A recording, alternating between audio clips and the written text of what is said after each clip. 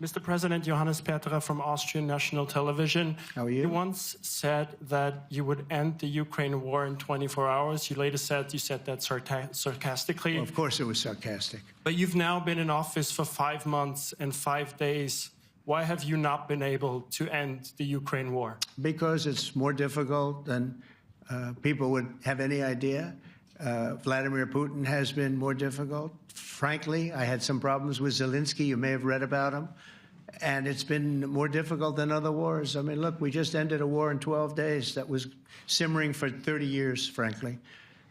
We ended Rwanda and the Congo. It's coming to sign the documents. We've already signed basic documents, but they're coming, I think, to the White House on Friday.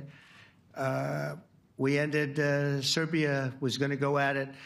But maybe the most important of all, India and Pakistan. And that wasn't whether or not they may someday have nukes like we're talking about in the Middle East, like we're talking about with Israel and Iran. This is they have nuclear weapons. I ended that with a series of phone calls on trade. I said, look, if you're going to go fighting each other, it was getting very bad. You know how bad that last attack was. It was really bad. If you're going to go fighting each other, we're not doing any trade deal. No, you have to do a trade deal. I said, we're not doing any trade deal. And in fact, I had the general, who was very impressive. The general from Pakistan was in my office last week. You know, Prime Minister Modi is a great friend of mine. He's a great gentleman. He's a great man. And I got them to reason. I said, we're not doing a trade deal if you're going to fight. And if you're going to fight each other, we're not doing a trade deal. And you know what? They said, no, I want to do the trade deal. We stopped the nuclear war. Go ahead. Go ahead, Jeff. Here's another beauty, Jeff. He's a beauty, all right. Go ahead.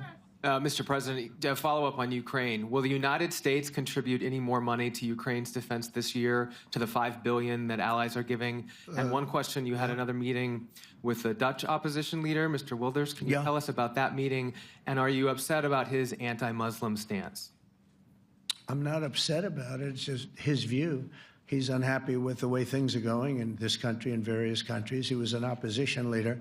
And I was asked to meet with the opposition leader by the people that are running. I think they have some deal where if you have a meeting, you're supposed to meet with an opposition leader. I said, that's strange. We don't do that. But I met with I didn't know him. He seemed like a very nice guy, but he's in opposition to the current people, and that was set up by the current people. So I assume when I met with the Prime Minister, you're supposed to meet with the opposition. We'll have to try that sometime in our country. Let's not do it. But I thought he was very good. As far as money going, we'll see what happens. There's a lot of spirit. Look, Vladimir Putin really has to end that war. People are dying at levels that people haven't seen before for a long time. Go ahead. Go ahead. White shirt. Oh, she's all excited. Okay. So, BBC News Ukrainian. Where are you from? I'm from Ukraine. Oh, so my question to you is whether or not the U.S. is ready to sell anti-air missile systems, Patriot, to Ukraine. We know that Russia has been pounding Ukraine really heavily right now. Are you living yourself now in Ukraine? My husband is there. Wow. And I can see you it's amazing. And me with the kids, I'm in Warsaw, actually, because he wanted me to be. Is your husband a soldier? No? He is. He's there now? Yeah. Wow. That's rough stuff, right? That's tough. And you're living here? In Warsaw. And you're a reporter?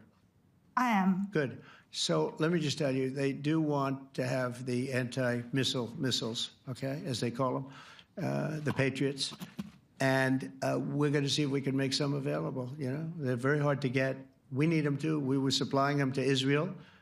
And they're very effective, 100% effective. Hard to believe how effective. And they do want that more than any other thing, as you probably know. That's a very good question. And I wish you a lot of luck. I mean, I can see it's very upsetting to you. So say hello to your husband, okay? Thank you.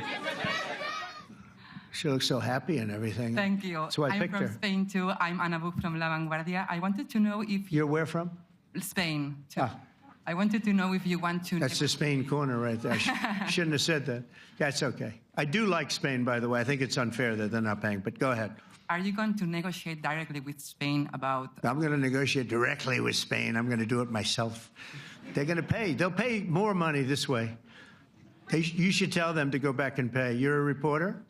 You tell them to go back. They ought to join all of those countries that are paying 5%.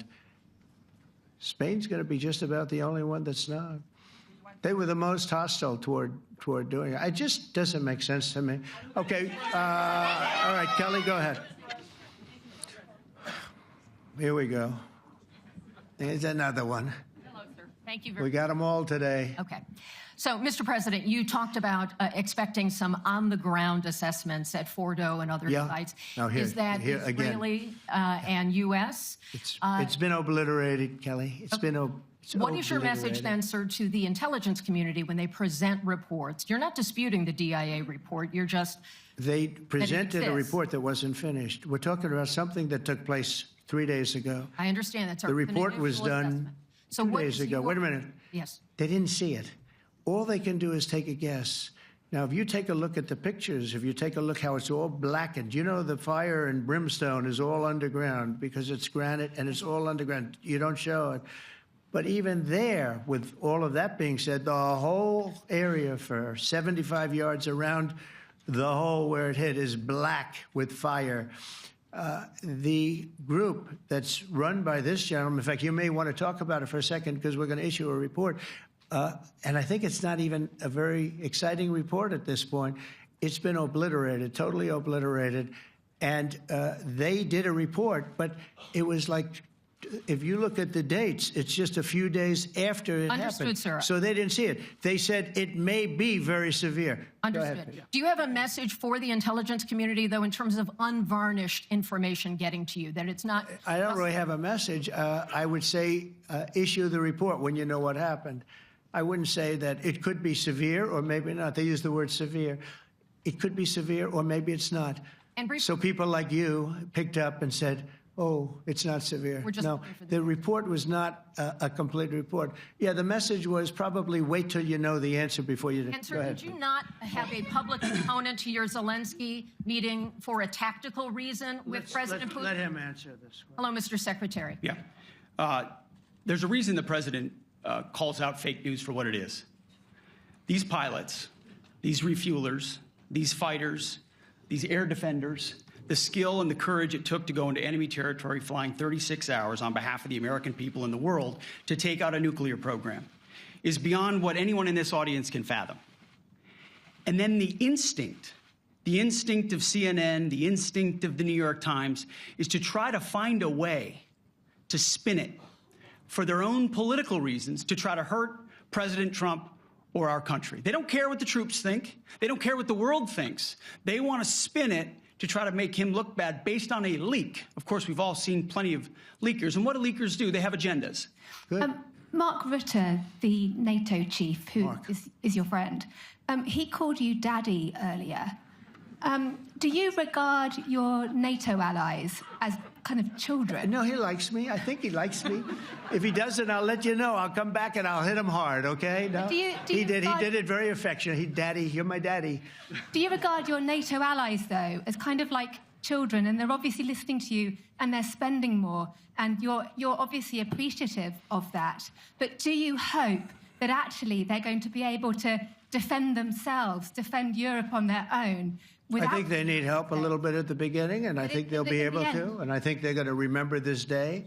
And this was a big day for NATO. You know, this was a very big day. They took it.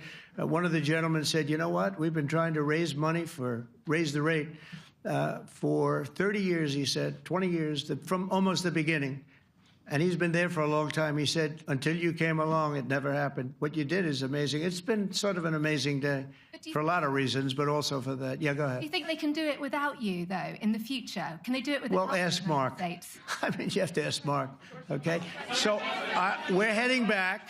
We're heading back. I want to thank these two gentlemen behind me. They're incredible people, both of them. They've done a fantastic job. And Susie's in the front, and she's done great. And Monica, thank you very much. It was quite an exciting time.